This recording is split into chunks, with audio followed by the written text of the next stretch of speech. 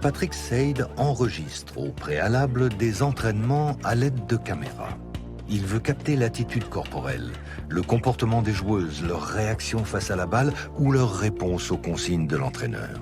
Les vidéos recueillies sont analysées par un logiciel sur la base de ces différents indices afin de déterminer le degré d'engagement des joueuses. Là, on est donc sur une séquence à la fin d'un exercice où on voit que les joueuses s'arrêtent. On peut voir qu'elles expriment certains comportements de fatigue. Et quand c'est le cas, en fait, l'algorithme est capable de leur mettre une petite vignette ici. Donc ici, ça correspond à main sur les hanches.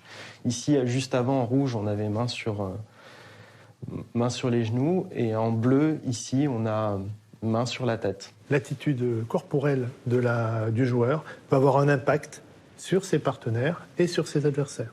Parce qu'on ressent la fatigue, les partenaires ressentent la fatigue aussi, ils le montrent, donc je le montre aussi, et on rentre dans une spirale négative. Évidemment, l'adversaire, voyant que l'équipe en face est fatiguée, va avoir peut-être un regain d'énergie à mettre sur l'action suivante pour faire la différence. Donc on voit que ces paramètres-là, finalement, sont mesurables, puisqu'ils sont clairement visibles, ils sont bien connus. On met les mains sur les hanches, on se penche, on met les mains sur la tête, qui sont des signes évidemment d'une fatigue et d'essayer de récupérer un peu mieux.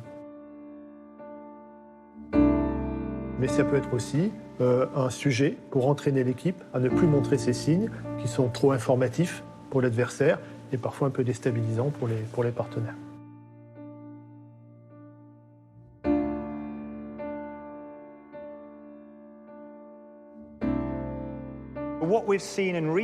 Ces dernières années, nous avons pu constater que l'information était devenue extrêmement importante.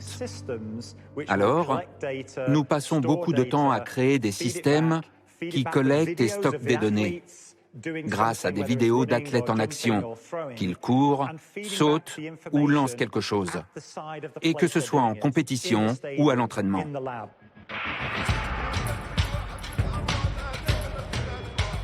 Avec cette armada d'outils scientifiques et technologiques à sa disposition, le rôle de l'entraîneur serait-il en train de vivre sa plus grande révolution ?